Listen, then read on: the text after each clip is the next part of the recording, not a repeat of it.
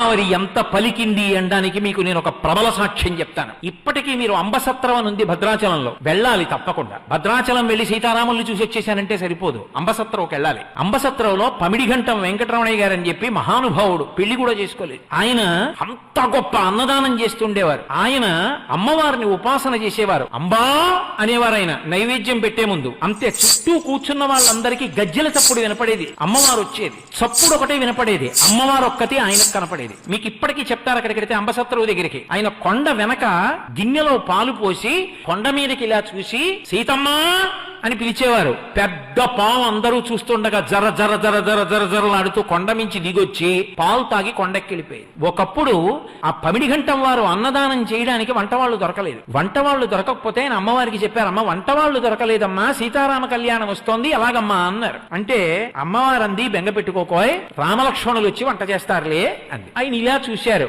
మంచి దృఢకాయులైన ఇద్దరు, అంతంత ఎత్తు ఆజానబాహుమరవిందదలాయతాక్షం ఇద్దరు వచ్చారు. వచ్చి, అయ్యా మీరు వంట కావాలన్నారట, మమ్మల్ని ఎవరో పంపించారు, వంట చేస్తాం, కానీ మీరు లోపలికి చూడకూడదు. వంటశాల తలుపులు వేసి 2 పెద్ద పెద్ద గుండిగలు తెచ్చారు. ఒక మనిషి ఎత్తలేడుదండి, అంతంత గుండిగలు తెచ్చి వంట చేశారు. వంట అంతా అయిపోయింది, బయటకు వచ్చారు. మేము గోదావరిలో స్నానం చేసి వస్తామని వెళ్ళారు, ఇంకా రాలేదు. ఆ తర్వాత వెళ్లి గుండిగల మీద చూస్తే రామగుండిగా లక్ష్మణ గుండిగా అని ఉంది. ఇప్పటికీ మీరు రామలక్ష్మణులు వచ్చి వంట చేసిన గుండిగలు అంబసత్రంలో చూడొచ్చు, ఇప్పటికున్నాయి.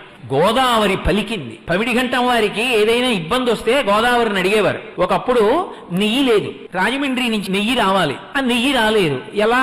ఆయనకు అనుమానం వచ్చింది, నెయ్యి లేకుండా అభిగారం ఎలా చేస్తారు, భోజనం ఎలా చేస్తారు? అందుకని ఆయన తిన్నగా గోదావరి ఒడ్డుకి వెళ్ళారు. వెళ్లి 2 బిందెలతో గోదావరి నీళ్లు తీసుకున్నారు. అమ్మ 2 బిందెలు నెయ్యి అప్పిప్పించు, నెయ్యి వచ్చిన తర్వాత నీకు ఇచ్చేస్తానన్నారు. అలాగేనంది గోదావరమ్మ. ఆయన ఇంటికి తెచ్చారు. తెచ్చి, గోదావరి నీళ్లు కదండి, గోదావరి నీళ్లు కదండి, నెయ్యి ఏమిటండి అన్నారు. వడ్డన మొదలెట్టండ్రా అన్నారు. అన్నీ వడ్డించి అభిగారం చేయడానికి ఆ బిందెలో ఇలా ఉద్ధరిని ముంచారు. నెయ్యి అయిపోయింది 2. ఆ తర్వాత రాజమండ్రి నుంచి నెయ్యి వచ్చింది. 2 నేతి బిందెలు పట్టుకెళ్ళి, అమ్మ అప్పుచ్చుకున్నాను కదా, పుచ్చుకోని ఇచ్చేశారు. గోదావరిలో కలిపేశారు. నేను అందుకే మీతో మనవి చేస్తున్నా, గోదావరి తల్లి పలుకుతుంది, ఎందరికో పలికింది ఆవిడ.